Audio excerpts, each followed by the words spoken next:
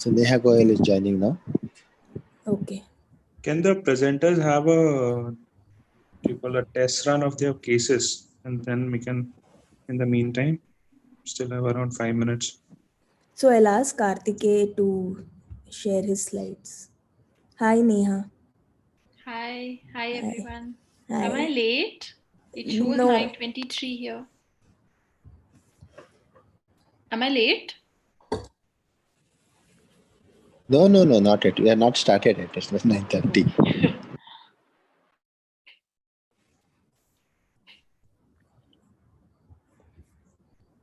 I think the YouTube link has Yeah. started.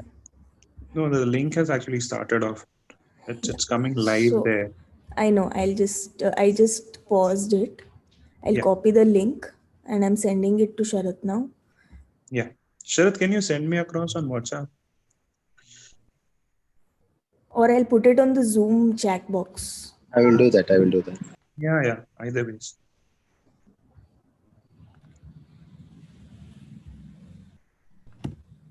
I've put it in the Zoom chat box. Hmm. Again, it's echoing, right? For me, it is. It is not coming.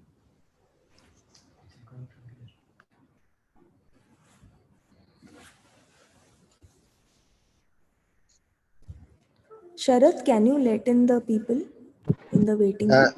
I'm just waiting it No, from not 9:30. people. I meant the presenter. Presenters have already they came Okay. inside. Yeah. Dr. Deepika is here. Okay. I was waiting for her. I joined it. Nipun and Kirti, some two are waiting. I don't know who they are. I'll just wait till it starts. Sure. So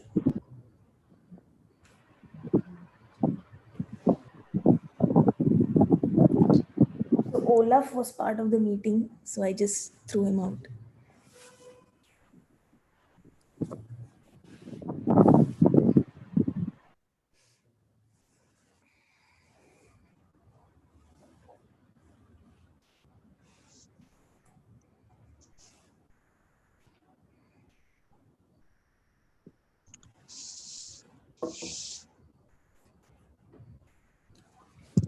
You can sit there if you want.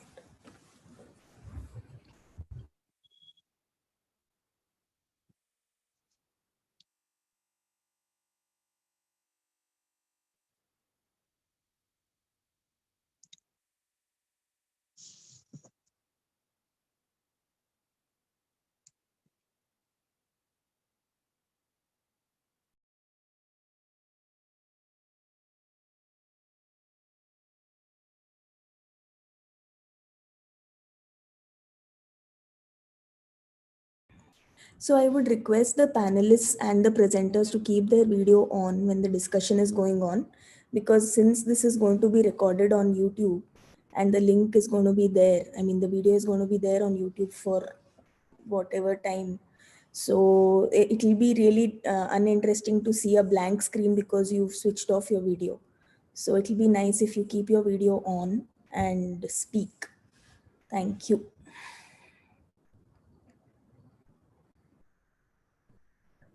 Apurva, I'll start and then I'll introduce you and then you can introduce the team. Sure, please.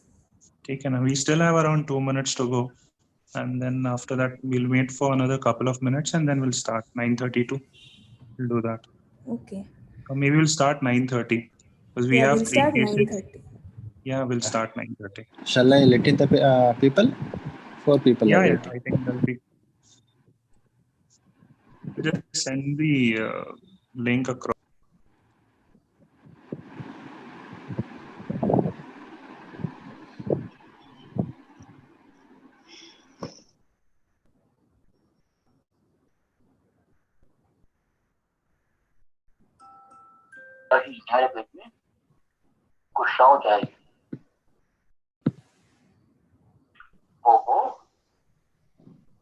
Hello?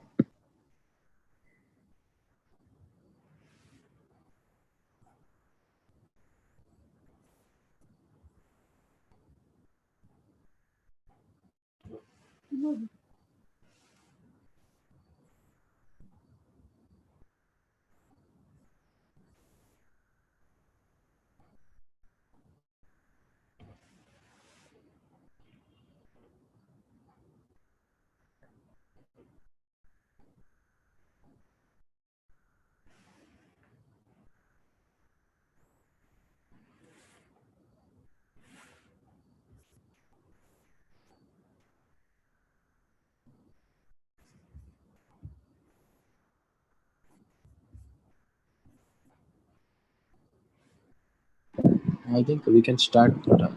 Yeah. Avnish? Yeah, I think we'll start. Yes. Yeah. Good evening, all. Welcome to the 15th episode of Late Night Retina. We have the topic for discussion is dystrophies, and we have very good cases for discussion upfront. Coming to Dr. Apurva, she'll be hosting the session today. Over to you, Dr. Apurva. Thank you so much, Avnish, for allowing me to host this wonderful episode of Dystrophies. So, just give me a second. Sorry. So, on the panel today, we have Dr. Fernanda Abelim. She is a medical uveitis and surgical retina specialist with expertise in inherited retinal degenerations. She was trained at the Kellogg Eye Center, and she is presently works as a research faculty at the University of Michigan. She divides her time between Ann Arbor, Michigan, and Sao Paulo, Brazil. We are very happy to have her here because she's been an awardee of the Kellogg Eye Center Foundation of Fighting Blindness. Also, she is the co-inventor of the Michigan Retinal Degeneration Questionnaire, a validated patient-reported outcomes measure for inherited retinal degenerations. Next up, we have the very well-known Dr. Neha Goyal. She needs no introduction. She was also my senior at my residency center, Maulana Azad Medical College. She is a very dynamic young vitreoretina fellow. Vitreoretina person who is quite extensively trained in both surgery and medical retina. So she works presently as a VR surgeon at Max Super Specialty Hospital. And on the panel, again, the third panelist, we have Dr. Komal Agarwal, who is a very prolific pediatric retina specialist, as she is best known for her work in ROP, and she is also a consultant at the prestigious LV Prasada Institute, Hyderabad. So we have our presenters, Dr. Deepika, Dr. Shruti, and Dr. Karthike, who are ready to present. So first up, we'll have the case by Dr. Shruti. She'll be presenting a case of FEVR. Over to you, Shruti. Oh, thanks, Uma.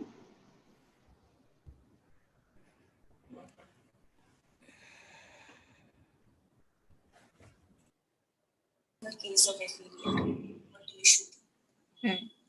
आ गया Am I audible?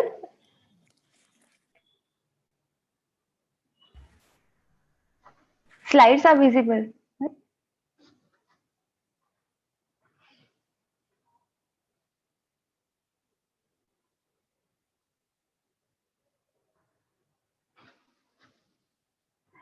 Good evening, everyone. I would like to thank Team Yosi for giving me this opportunity, and I would like to thank my mentor, Dr. Muna Binde ma'am, for giving me this case for today's presentation. The aim of today's discussion is case presentation is to discuss a case of exudative vitreoretinopathy with no positive family history. Here is a 21 years old male who presented to us with a diminution of vision in the right eye since childhood and floaters in the right eye since 7 years. He gives the treatment history of laser being done in both eyes and cryotherapy in the right eye 6 years ago. There is no history of any eye disease in the other family members. All were asymptomatic, and patient was systemically stable. On examination, the right eye visual acuity was 624 and 36, and diffraction was minus 5.5 diopter sphere. IOP was 40 mmHg. He was orthophoric, and anterior segment showed PSC in the right eye. In the left eye, vision was 6.6 and 6, minus 4.5 diopter sphere with minus 4.5 diopter sphere. IOP was 14 mmHg, and anterior segment in the left eye was within normal limit. In the fundus examination of the right eye, this is the diagrammatic depiction. The right eye media was hazy because of the vitreous hemorrhage. The disc was seen easily because of the presence of glial proliferation over the disc, which was causing the peripapillary traction.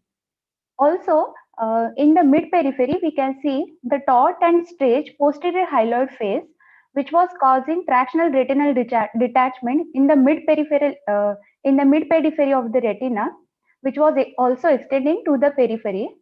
Also, we could see extensive amount of subretinal exudation over the periphery, and which was very much extensive in the temporal and inferotemporal quadrants.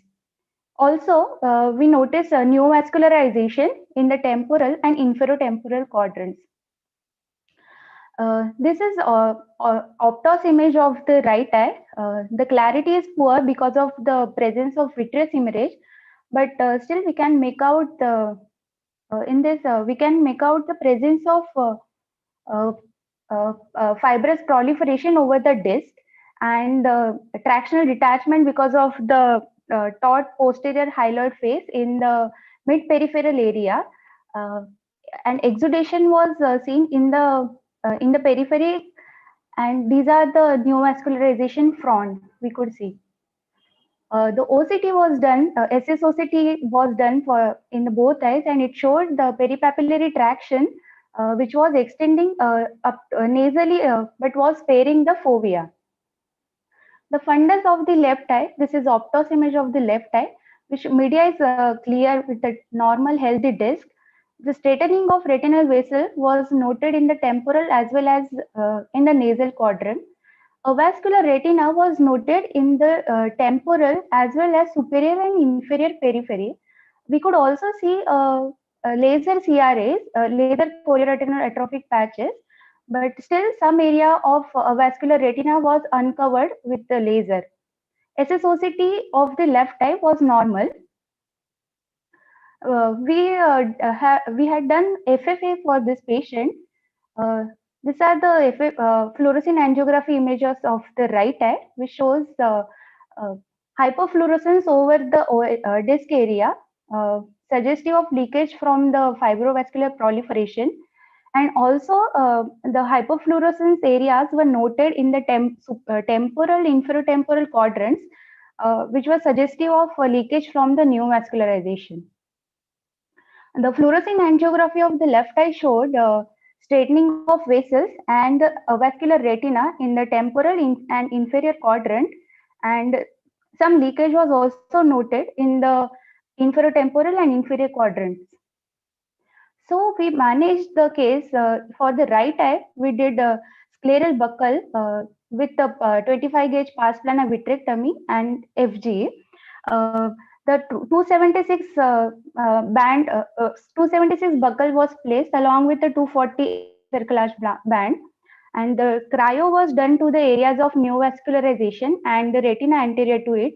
Lesions were too high to be treated with a laser, so cryo was done. Vitrectomy was done with vitreous was trimmed till the area of exudation. ERM and proliferation over discs were released, and the fovea was seen at the conclusion. At postoperative follow-up at 1 month, we can these are the optos image, fundus image of the right eye, which shows the improved media clarity, trim prolif over the disc. Retina is settled well, but there are regressing neovascularization, but still the exudation is still, we can see the exudation is still present, and visual acuity at 1 month was improved from 624 to 612 and N6. Patient also reported better vision clarity, but because exudation is still present, we suggested him to wait for cryo to have an effect, and left eye was treated for with a laser augmentation to the uncovered area avascular retina. We also suggested the examination of all family members who were asymptomatic. On examination, fundus of mother was normal, and the father and 3 sisters all had straightening of temporal vessels with avascular temporal retina, and the third sister also had lattice-like lesions between vascular and avascular retina. Shruti, I need to ask you to please Yes. hurry up. Yes, ma'am. These are the optos images of the father. We can see in the avascular retina as well as straightening of temporal vessels. Uh, these are image of first sister, showing the same avascular temporal retina as well as straightening of the vessels. Similarly, second sister also had similar features, and the third sister also had this lattice-like lesion in the temporal at the junction of avascular and vascular retina. Uh, the genetic counseling was done in genetic department, and there was a second degree consanguinity marriage between parents, and father was affected, and all kids were affected with the disease. So we came to the diagnosis of familial exudative vitreoretinopathy with a positive family history. And I would like to keep this point for discussion, like what is the importance of examining asymptomatic family members to confirm the diagnosis, and management options in the presence of extensive active exudation and traction in a patient of FER with a good vision, and still there is exudation is present in the right eye. So what we can further, how to manage the case further for the right eye. I would like to thank my mentor, Dr. Munna Bente ma'am. Thank you. Thank you so much, Shruti. That was a very good case presentation. So first, I would like to kind of have a structured discussion. Straight up, go to Dr. Fernanda. What do you think are the implications of finding avascular retina in relatives, like in this case? Would you consider laser even in the relatives? Do you think there is a role of wide-angled imaging with FFA, which has to be done in first-degree relatives in a patient of FEVR? First of all, congratulations, Shruti. It's a very nice case. Thanks, ma'am. Yes, I think I would have conducted this case exactly as she did. But when we have fever, we all know it could be recessive, it could be dominant, it could be sporadic, it could be X-linked. I think in this case, it's probably dominant. And we know that the penetrance can be variable among family members. So you might have, as you found, the family members asymptomatic, but still with some signs or lower degrees of neovascularization or areas of non-perfusion. What I would do, as Apuva mentioned, I would still, if I had evidence that the family members had areas of non-vascularization and retinal examination, I would definitely go for a wide field FA. I've been upon having wide field FA in my practice, I've been surprised many times with areas of avascular areas in the peripheral retina that I would have missed during just the fundal examination or just with the retinography of the fundus examination. So I think it's possible that the family members have even more areas of non-perfusion across the periphery. So we can have like a more focused and directed laser treatment in those family members. Aside from this, I would have done the vitrectomy and the sclerobuccal exactly as you did. Great case. So just another question and an important disclaimer. We know fever is not a dystrophy. It's an inherited retinal vascular disorder, and it was an interesting case. So that's why we have this case in this episode. So Fernanda, considering this is an inherited retinal disease, do you think there is a role of genetic testing in FEVR in every case, considering a positive family history is not always forthcoming? Well, it depends.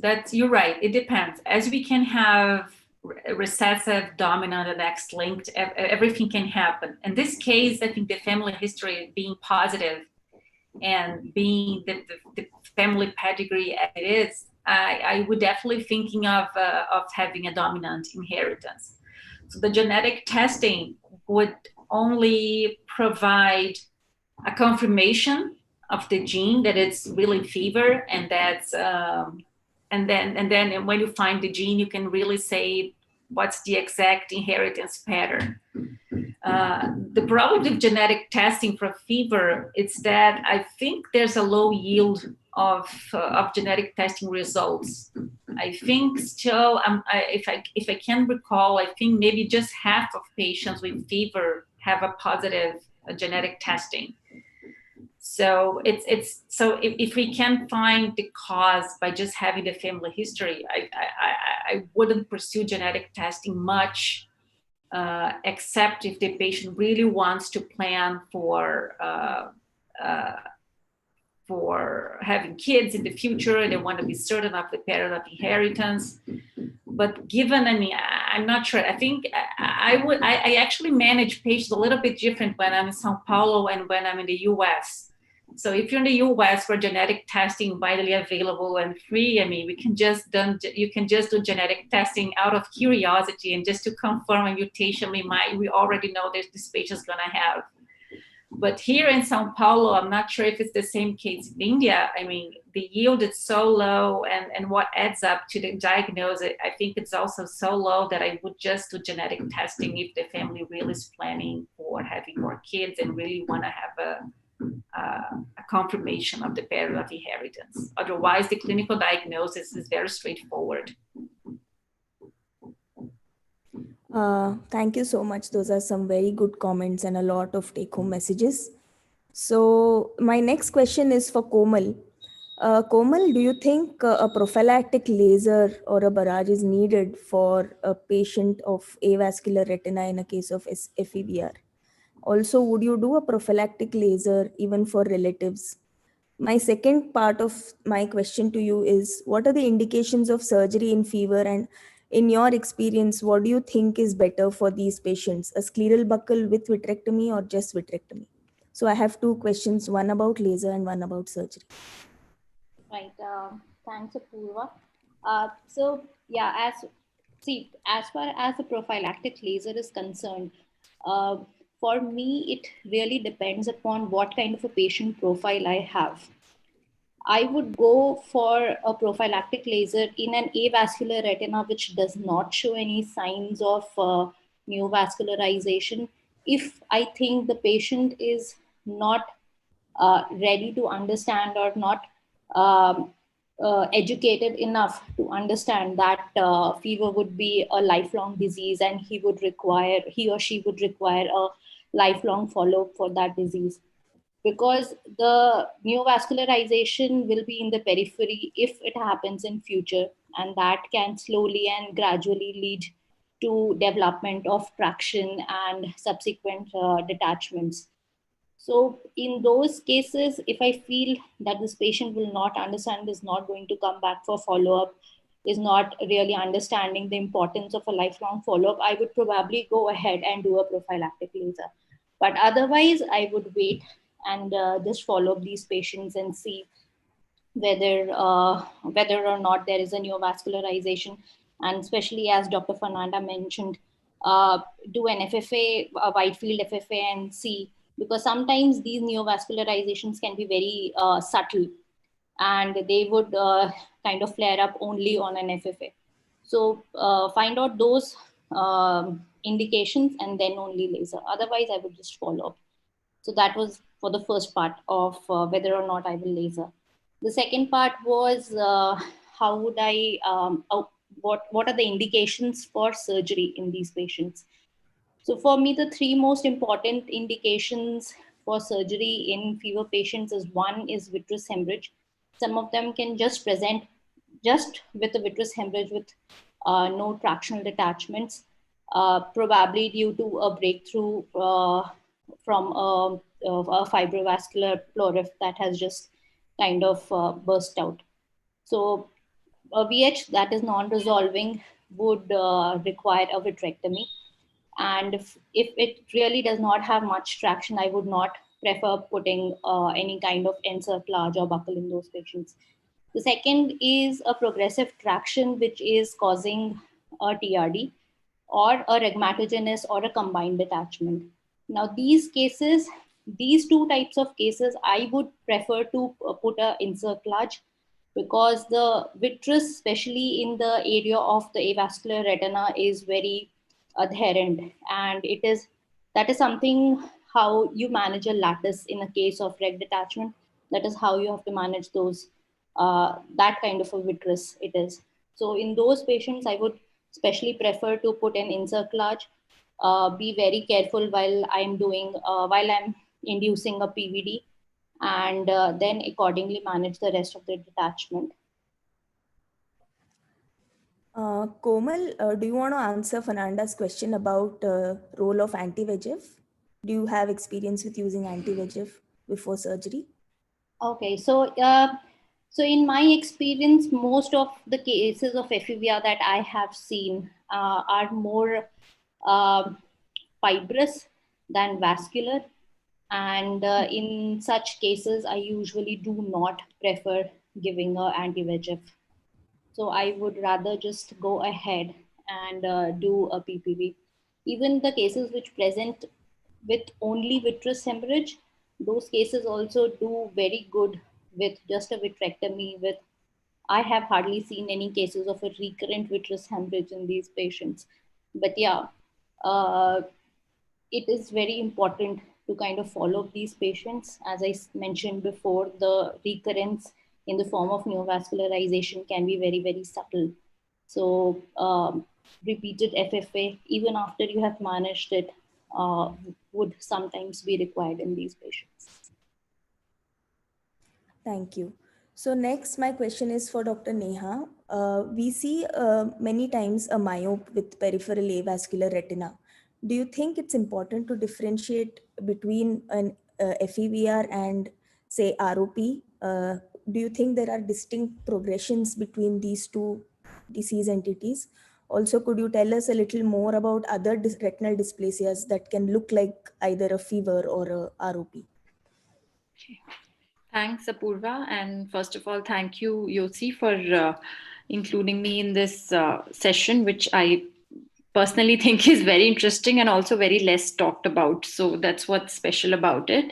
And of course, we have great cases and a great panel. So yes, I think it's important to distinguish whether you feel it's primarily an ROP kind of disease or a fever kind of disease, because naturally, as we know, fever is prone to recurrences, and these patients require more regularized follow-up than say an ROP.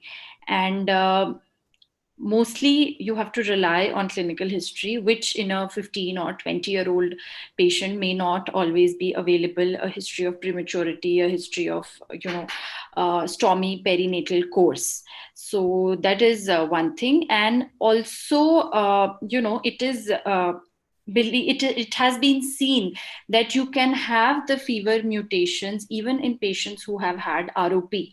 And in fact, the course of ROP is much more stormy in those patients who have the mutations which have been associated with fever.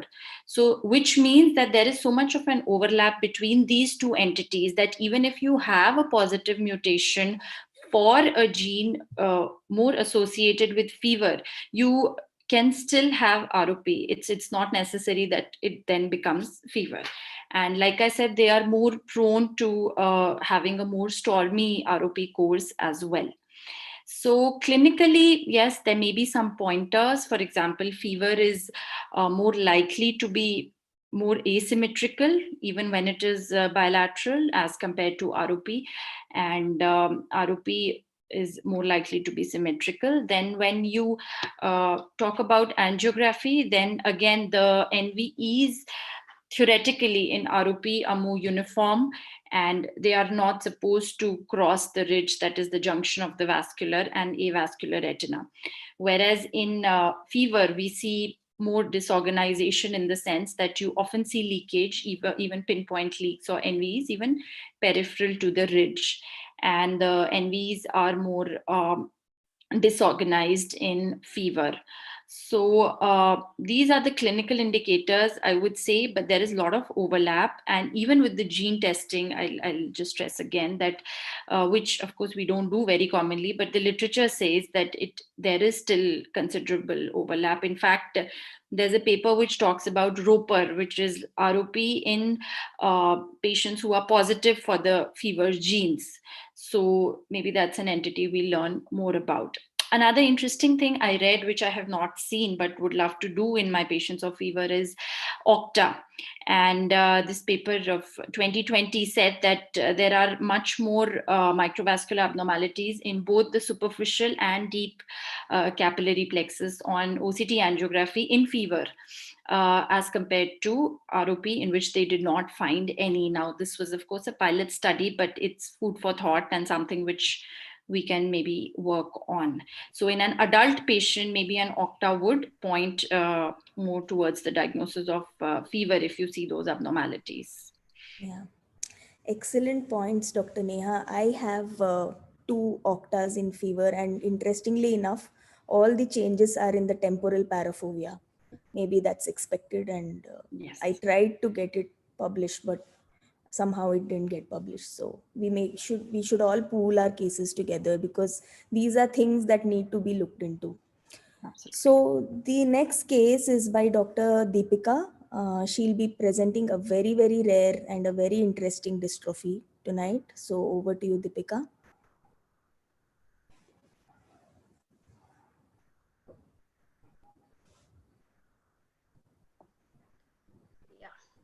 Am I audible, Dr. Apurva? Yeah. Okay. Very good evening to everyone. I thank UC for giving me this opportunity. Quickly, I'll just begin with my case. It's about Batten disease and eye, the juvenile form of neuronal ceroid lipofuscinosis. Our patient is a 7-year-old boy who was brought by his parents with a history of difficulty in recognizing objects, which was noticed from the age of 4 to 5 years of the boy. They also gave the history that there was a further decline, and which was of rapid decline for the past 4 to 5 months. Also, the child had history of myoclonic seizure disorders for the past 2 years with delayed developmental milestones along. The boy was born out of a consanguineous marriage with full-term normal delivery with 3 kilo birth weight. There was a strong family history wherein the elder brother had similar features, and the features were interestingly in the following sequence. That was where the brother also presented with vision impairment first, followed by seizures, and unfortunately had mental retardation when the younger brother presented with this. This was a pedigree chart where it shows consanguineous marriage affected proband with elder brother with similar features. Also, 6 of the family members with the similar features who were succumbed to death, unfortunately. When we saw the fundus photo, unfortunately, due to the poor response and poor fixation of the boy, we were not able to record the vision of the boy by Snellen's chart. The right eye Whitefield fundus photograph showed, I would say, minimal arterial attenuating, a subtle pigmentary abnormalities around the disc and along the arcades. There were no other findings like pigmentary abnormalities in the form of bony specules or significant optic disc pallor. Similar findings were seen in the left eye. The right eye fundus autofluorescence showed prominent hypoautofluorescence at the fovea with the hyperautofluorescence ring, which you can see over here surrounding this hypoautofluorescent area. Sorry for the image in the left eye, but it also showed a similar features as in the right eye. The electroretinogram showed a significant reduction of both the scotopic as well as the photopic responses in both right and left eye. We kept a differential diagnosis of in mind that mainly retinitis pigmentosa with any other syndromic abnormalities, rod and cone dystrophy due to the ERG and also autofluorescence findings. Rarely we thought it can be a maculopathy, drug toxicity, or Stargardt's due to the autofluorescence findings which we saw. The MRI brain showed a bilateral hyperintense signals in lateral ventricles. As it was a very interesting case, we thought of getting genetic testing and counseling done, which showed homozygous frame shift mutation of ceroid lipofuscinosis neuronal 3 gene, which made the diagnosis conclusive of the CNL, that is ceroid neuronal lipofuscinosis. So what happens here is neuronal ceroid lipofuscinosis are a group of neurodegenerative lysosomal storage disorder with autosomal recessive pattern of inheritance, which is characterized by accumulation of the hydrophobic autofluorescence material in the cytoplasm of the neurons. There are four forms in CNL: the congenital, infantile, juvenile, and adult, depending on the age of presentation.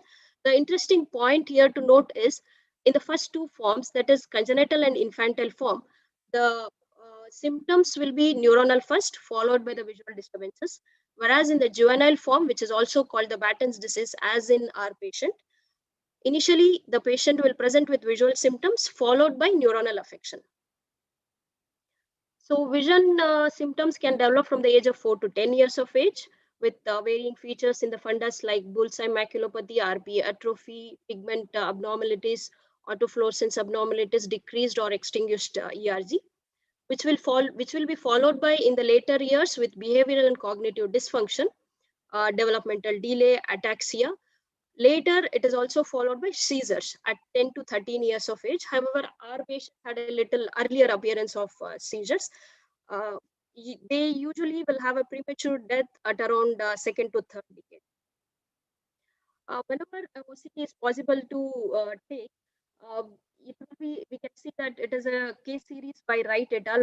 Where they have extensively described many few cases over here, which showed ellipsoid zone disruption, or sometimes the entire loss of photoreceptor layers with significant macular atrophy and some amount of hyperreflective dots in the inner retinal.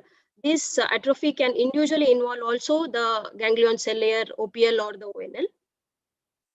This was a beautiful algorithm given by Wright et al. Again, wherein they said that whenever we see a child with rapidly progressive vision loss, along with cognitive, behavioral, and mood changes, with supportive features from the retinal imaging or the ERG findings, peripheral blood film microscopy would show vacuolated lymphocytes. Further, electron microscopy would show storage lysosomal inclusions, which is the basic pathology in this disease. But the confirmatory diagnosis would be made by genetic testing, which will show any of the mutation in the CLNN3 or its variants. Ocular management is mainly by family genetic screening and counseling with rehabilitation. Early referral to neurologist is required, as the ophthalmologist might be the first one to detect it. Systemic treatment is symptomatic with antipsychotics and anticonvulsants. Risk of second child having similar feature is about 25%, so counseling is very important. My points here for discussion are clinical clues for identifying juvenile NCL, or I would rather ask how we should not miss a juvenile NCL, as it is very crucial for ophthalmologists to diagnose juvenile NCL and refer early for the neurologist. The second point would be how can one differentiate the juvenile NCL from other similar looking retinal dystrophies, which are in more common clinics like the RP or rod cone dystrophy, any other dystrophies for that matter. That's it. Thank you. Thank you so much, Deepika. That was an excellent presentation. Very unfortunate for the patient, but so many learning points for us. So my first question is for the treating retinal physician, that is Komal. Uh, what a case. I mean, did you at all think about NCL from what you saw in the fundus? What I want to ask is, always when we look at genotyping or genetic testing, there should be a strong support from the phenotype. So what made you think of getting a genotype testing for this patient? Yeah, thanks, Apurva. So, and thanks, Deepika, for presenting this. I guess when I saw this patient, I always remember this patient as a great learning opportunity for me, because this was the first NCL that I had seen and the only NCL that I have seen till date here in India. So, again, coming to your question, Apurva, for me, having a child coming to my clinic with a very strong family history where the pedigree was very, very clear, and having so many neural and CNS symptoms that he was having. So it obviously pointed towards a syndrome, uh, which I, I obviously did not expect an NCL, but yeah, it definitely pointed towards a syndrome. So I was definitely kind of inclined towards getting genetic testing done. Now, what I didn't know at that point of time when I saw this case is a very simple test of a peripheral smear can also clinch, not exactly clinch the diagnosis, but is a very important part of the diagnosis to kind of rule out other dystrophies as well. Because I would like to highlight this point here that 100% of patients of juvenile NCL have vacuolated lymphocytes on their peripheral smear. And this is a very, very important finding. And this is something that I didn't know at that point of time. I was fortunate enough that the parents agreed to a genetic testing, and that is when we discovered that this boy had NCL. But then, as you know, in India, it can be very, very difficult getting a consent from the parents and getting a targeted gene testing done. Uh, but anyways, in for my own algorithm that I go through while I see a case like this is to get a detailed ocular and a systemic phenotype. What are the ocular features, which include not only the fundus findings, but also what are the findings on retinal imaging, which would primarily include autofluorescence, OCT, and ERG. Then next comes the pedigree. And then, of course, next comes the counseling of the parents to help them understand the need of genetic testing in these patients. So when I fulfilled all these 3 points, then I go for genetic testing. Okay. Okay, great points. Next question I will ask Dr. Neha. So you have a lot of interest in electrophysiology and it helps a great deal in a lot of dystrophies. My question has always been that when you have an extinguished ERG with very diminished photopic and scotopic responses, and you see a bullseye maculopathy and some peripheral pigmentary changes, how important is it to make a distinction between cone rod or a predominantly rod and cone dystrophy? Okay, so before answering this question, I'll first, what do we mean by extinguished ERG? That is when it's absolutely flat. Okay. That is not diminished scotopic and photopic. Okay, and Right. extinguished is extinguished. And in Batten's disease, you will not have an extinguished ERG. Okay, Right. so there are only a couple of handful of diseases which would give you an extinguished ERG. Right. What So, you get in Batten's disease, actually, to be honest, I have never seen a case of Batten's disease. But since day one, since residency, we have been reading and mugging up that an electronegative ERG, one of the causes is Batten's disease. right. And actually, I didn't get a very good look at the ERG here. I would like if it can be put up again for some discussion. So you can have a fundus which looks like a rod cone dystrophy or a cone rod dystrophy. But if you have an electronegative ERG, then that is kind of almost, it would very certainly make you look at a Batten's disease. I'll explain why. Rod cone dystrophies and cone rod dystrophies, as the name suggests, are photoreceptor diseases, right? So in a photoreceptor disease, you would have decrease of the rod potentials and of the cone potentials and or of the cone potentials, basically suggesting a photoreceptor dysfunction. Now, Batten's disease is not a photoreceptor dysfunction. The photoreceptors are in fact spared until quite late when the outer ones get affected. So here the problem is in the bipolar cell layer, in the relay of information from the photoreceptors to the next stage. So what you will get here is an electronegative ERG. You will never get, there is no confusion. You will never get the ERG of a rod cone or a cone rod dystrophy where the photoreceptors are affected. So your A wave will always be affected, and subsequently the B wave will be affected because the A comes from the photoreceptors. Whereas in Batten's, like I said, the photoreceptors are spared. So your A wave is okay, which comes from your photoreceptors, but your B wave is affected, which is the next step, that is the bipolar cells. So this is what you get is the electronegative ERG. And even when the fundus is normal or near normal, you will get an electronegative ERG. And there's only a handful of diseases, again, which will give you a electronegative ERG in a child who is less than 10 years. XLRS will give you, but the clinical features will be completely different. So ERG will not clinch the diagnosis, but it will definitely get you thinking this way.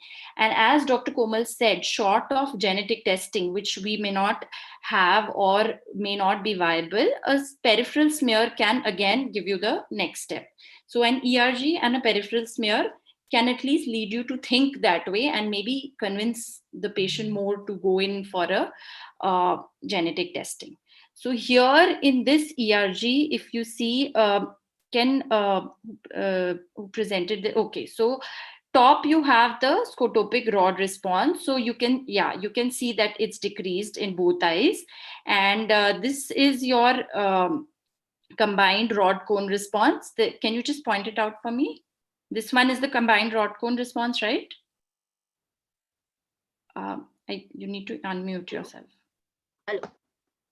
Yeah, Deepika. Hello. Can you just show me the 5 ICEV ones? Yeah. The top is the... Okay, you have 4 in this, right? That's okay. This must be only a 3.0. There's no 10.0. So the second one is the combined rod cone response, right? Yeah. And the third one is the single flash cone response, right? And the fourth one is your 30 hertz flicker. Am I right?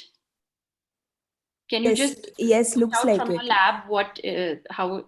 Okay, so which means there are no OPs in this one, right? There are 4. So we have no oscillatory potentials.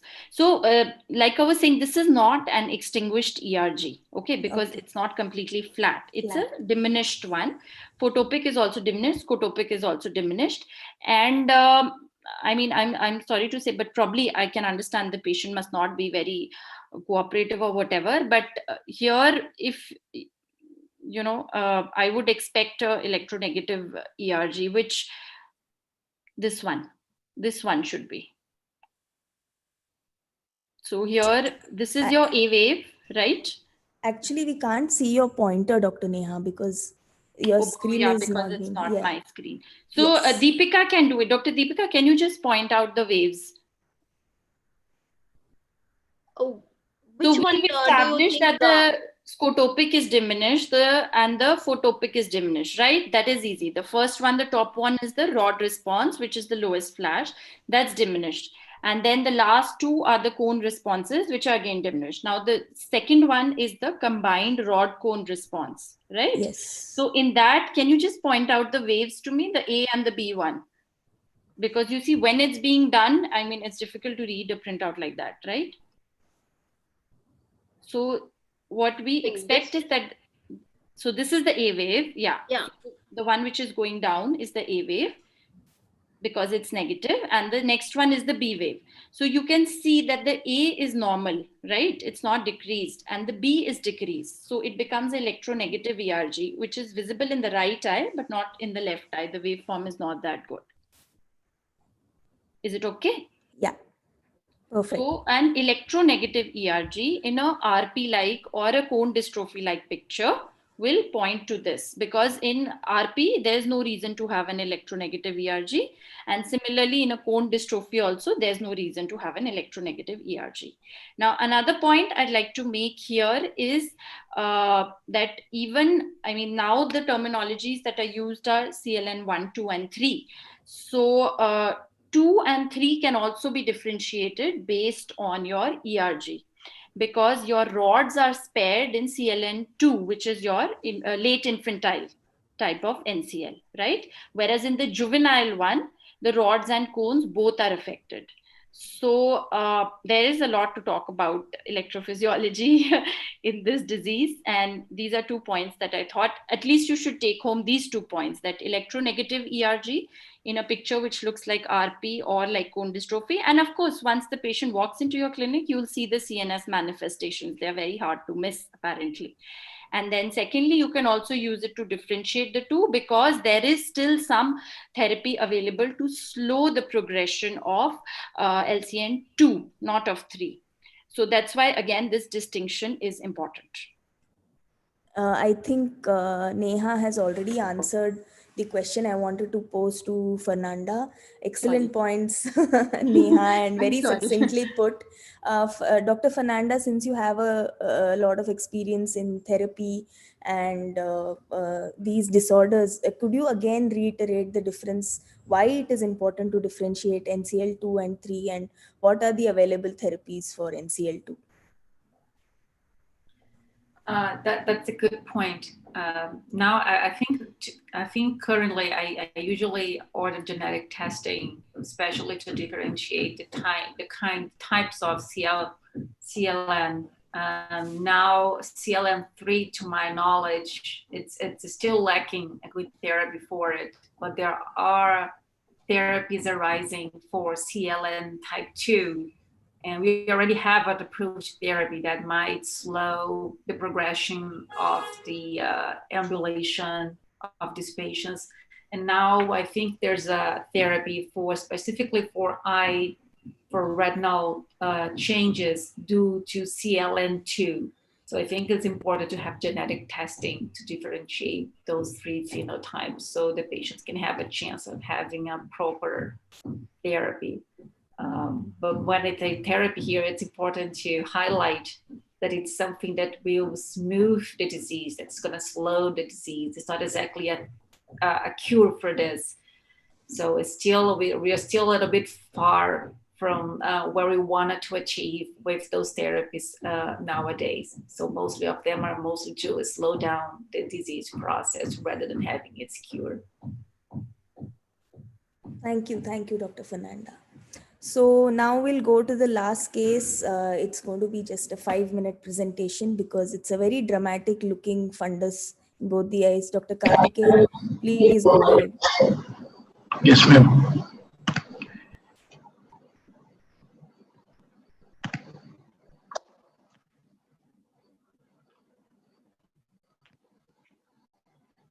Is my screen visible?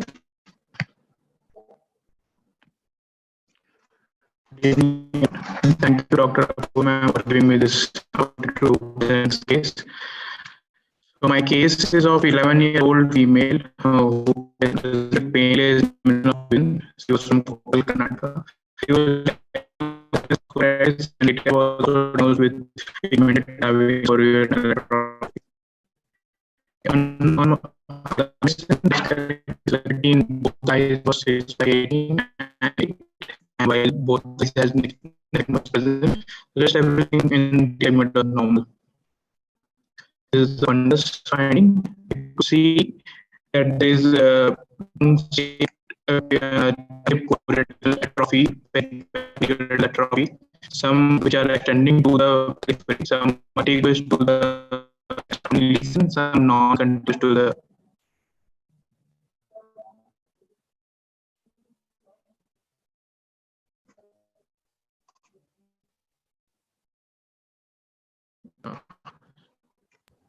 I think his voice was not very clear.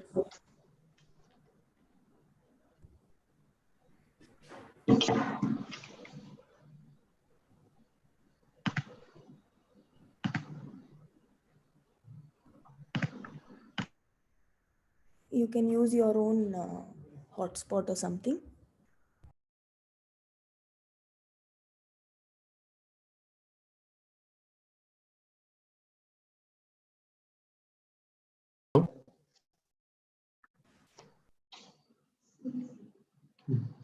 Am I audible?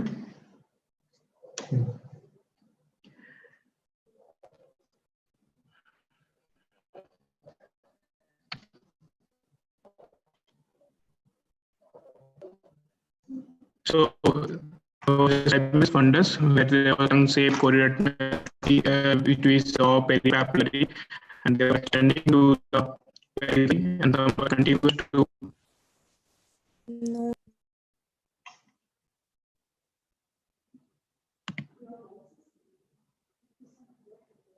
Yeah.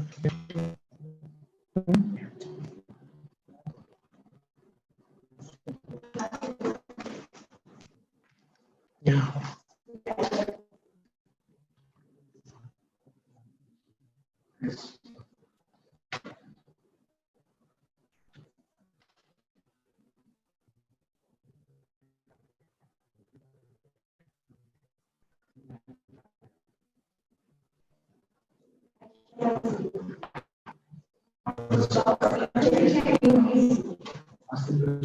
Okay. Yeah. Yeah.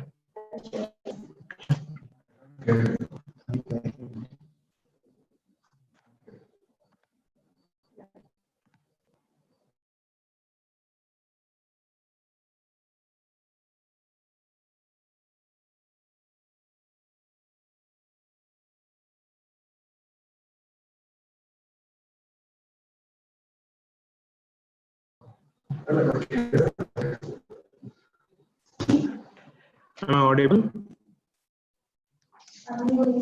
Yeah, unmuted. So, this was the right eye, and then the left eye.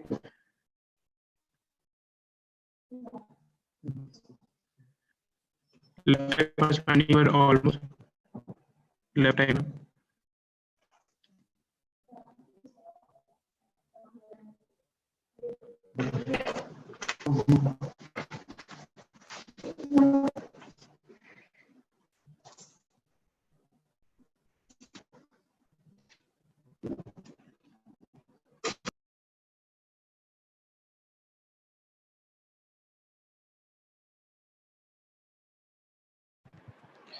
Apurva, please unmute yourself.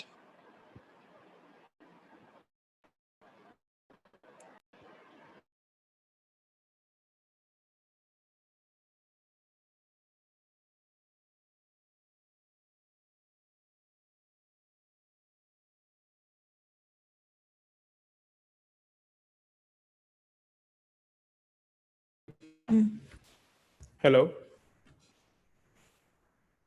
Yeah. So there were this lesions in the right eye, and in the left eye again the similar finding. Left eye also we could see peripapillary tongue shape chorioretinal atrophy, which were extending again to the periphery, and some were very close to the fovea. So, and still the fovea was spared, so she had relatively good vision. This was fundus autofluorescence, where we could see hypoautofluorescent lesions extending from the peripapillary area, and which were corresponding to the lesions which we saw on the fundus. And there was also some hyper AF areas, if you can see here. These areas, hyper autofluorescent areas, which I'll let you know how it was there in this case. This was the OCT, where we could see that outer retina, choroid, and retinal pigment epithelium was all atrophic, but while the neurosensory retina was looking normal and with the normal foveal contour. While we can see here that wherever this atrophy was there, we could see this retinal pigment epithelium hypertrophy, or which may be the reason for hyper autofluorescence, which we were seeing on the FAF images. This is a similar finding a little lower down from the fovea.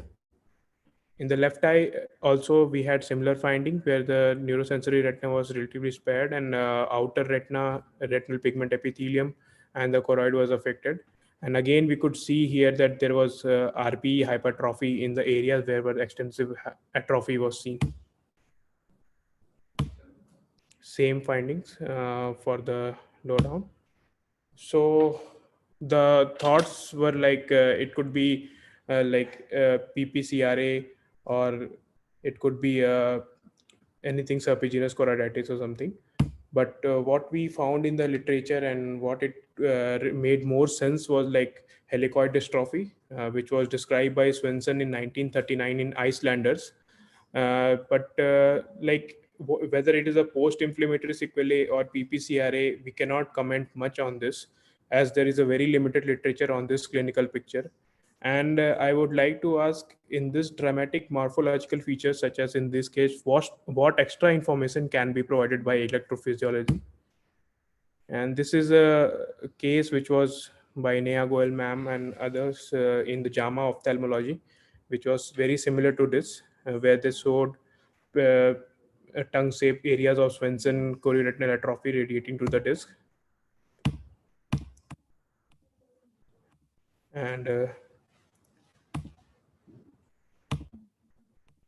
And this we should follow these cases very well, because there is one more case report in European journal where they have shown that helicoid peripapillary chorioretinal degeneration can be complicated by choroidal neovascularization, and they also showed that it responded well to very few injections, but very limited literature on that. Thank you.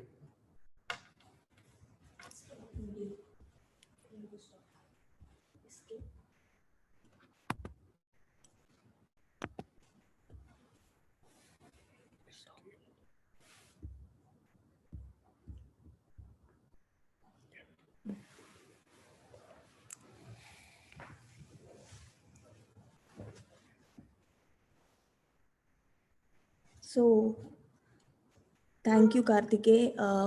What are your thoughts, Dr. Fernanda? What did you think of this case? First of all, we are not sure about the diagnosis. So, what do you think of the diagnosis? Well, I never saw an helicoid case before in my life. So it's I wouldn't know much, but given the age of diagnosis, the severe the symmetry and the presence of nystagmus, I'm also very inclined to think this could really be a helicoid chorioretinopathy. If it were an adult, for example, or an older patient, I would definitely screen for infectious disease and some kind of uveitis, especially syphilis, and that could present as a serpiginous chorioretinopathy or a placoid chorioretinopathy, like in this case. But the age, as presented here, is in a child, and the visual impairment it's pretty reduced. So I really think it's something that might have been inherited. I don't have experience with helicoid at all. I think the ERG might give us a clue to whether this is a dystrophy or not. I think Miha can add much more than I have to add. I think she seems to have way more experience than I have. But until we have the diagnosis, I would just follow up this patient more closely to see if there's a progression. I'm not sure if helicoid has a progression, but if it's inflammatory, it would most definitely have.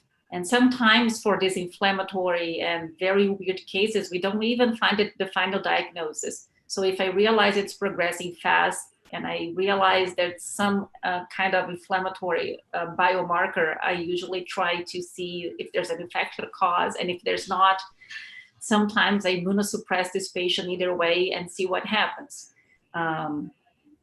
But in this case where helicoid might be a possibility, I would be more calm. I think it doesn't progress as much as an inflammatory cause would.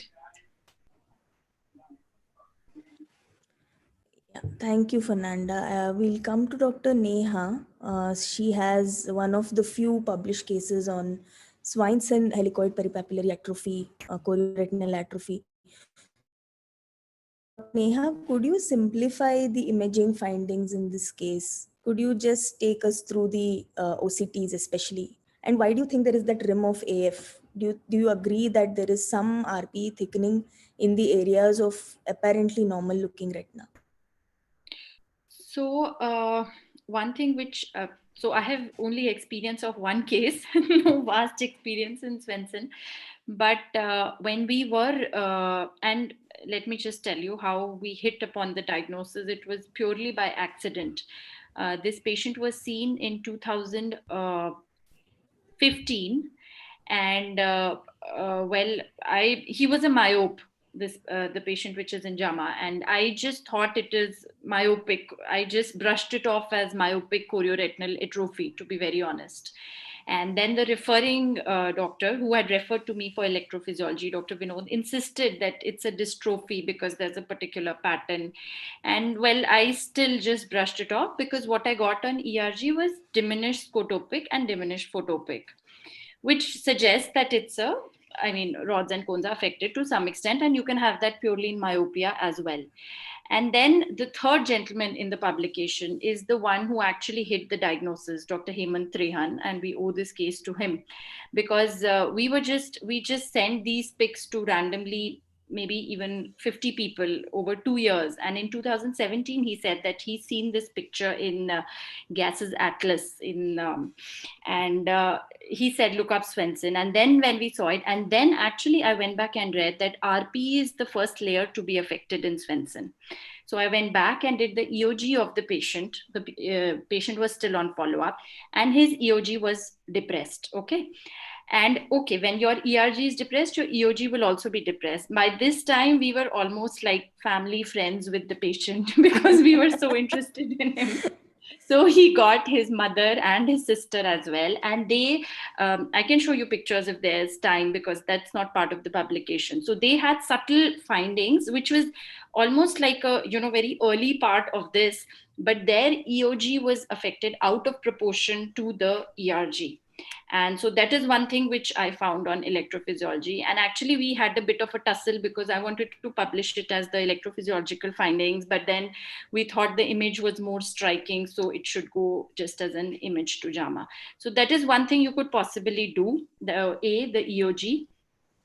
B is examine the family members because it's autosomal dominant. And C, like Dr. Fernanda said, just keep a close follow-up because to check for any rapid progression or any hint of inflammation, because that you can never really completely rule out.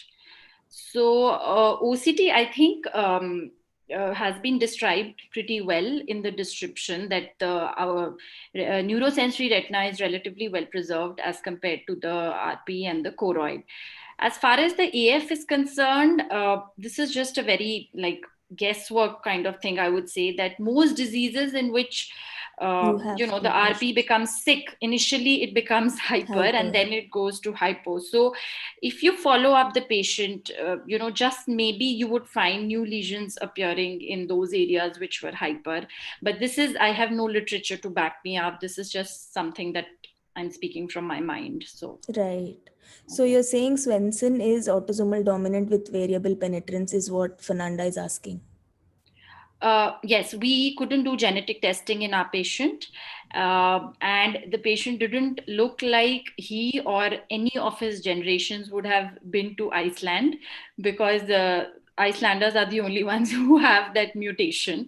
And we even tried to locate his family tree, pre-independence, and made up all kinds of stories of the Britishers getting some Icelander to one of his grandparents or something, but we couldn't.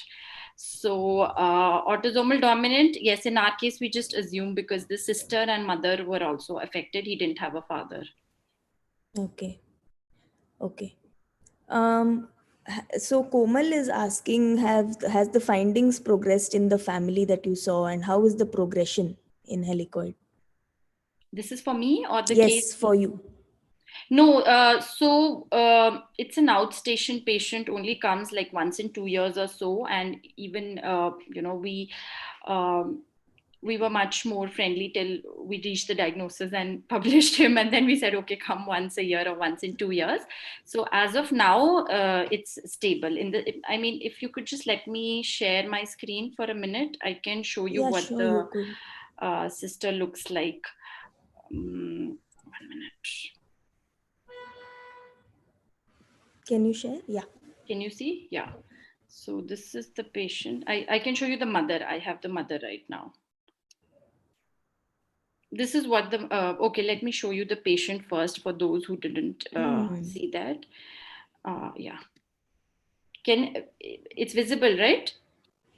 Yeah. So this was the index patient. This is his left eye.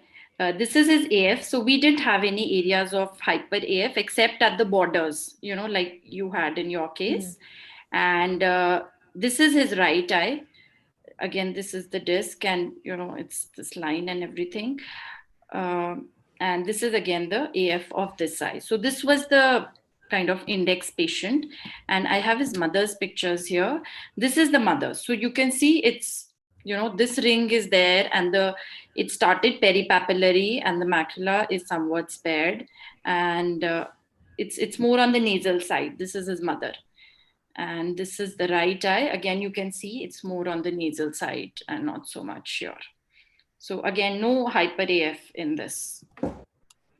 So plus, if I was to show the OCT here. So, this is similar to what you showed in your case, but here you see it's basically those, because our strips are much more localized and thinner than your... they are designer strips. Yeah. So here you can see it's very well demarcated that the outer retina RP and choroid is affected.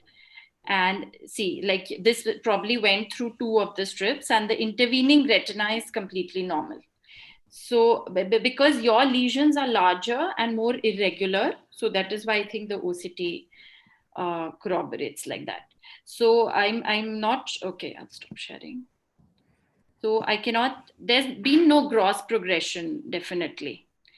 Another thing in your patient having nystagmus would kind of point that this has, there's been some early sensory deprivation, which would not fit because the macula is spared early on. Yes. That's one thing I noticed, the nystagmus. Correct. Yes. So maybe I would say do an EOG and examine the family members. The chromosome is, I think we've written it 11p15. I just reread it or something like that. You can do that again. It's the TEAD1 mutation, is it? I don't remember, to be honest. But then if we see 2 in India within a span of say 2, 3, maybe they're just sporadic, I don't know, mutations. Maybe it's a different mutation. Yeah, maybe from the Scandinavians. Sporadic cases. Yeah, or sporadic, yes. So Komal, last question to you. So is this Svensson? You've seen Dr. Neha's case, you've seen my case. So is this Svensson 1? Second, what do you think can be the differentials? Just closing comments. Yeah, so I guess Dr. Neha had covered it very well, and I personally have never seen a presentation like this, very dramatic to be seen. But yeah, with whatever Dr. Neha was saying, I would also, kind of get inclined towards a diagnosis of helicoid in this particular case. Yeah, and the differentials that I would think of would probably be pigmentary paravenous chorioretinal atrophy. And as Kartike had mentioned, if the patient was an adult or had some inflammatory signs, then probably serpiginous choroidopathy would also come to my mind. Another, if I kind of stretch it, I would probably think of a pericentral RP, but that has a very different kind of a presentation along the arcades and stuff, but it is said to be one of the differentials in a case of helicoid. So those would be the things that I would look for, especially the signs of inflammation. If I can rule that out, that would actually differentiate it from the infective and the dystrophy case. Right. So that brings us to the end of this episode. Thank you so much to the panel, Dr. Fernanda, Dr. Neha, Dr. Komal. Thanks to our excellent presenters, Dr. Shruti, Dr. Deepika, and Dr. Kartike. I would like to take a moment to just thank all these submissions. I mean, the fellows and residents and young retina surgeons for the submissions they made. We are having an episode 2 of dystrophies. So we look forward to have those cases as well. So thank you so much for allowing me to host, and over to you, Dr. Avnish. Thank you, Dr. Apurva. I think we have had a very good session. I think we can close for the day. And thank you, the panelists and the speakers. Thank you so much. Thank you. Thank you. Thank you. Everyone, thanks, Apurva.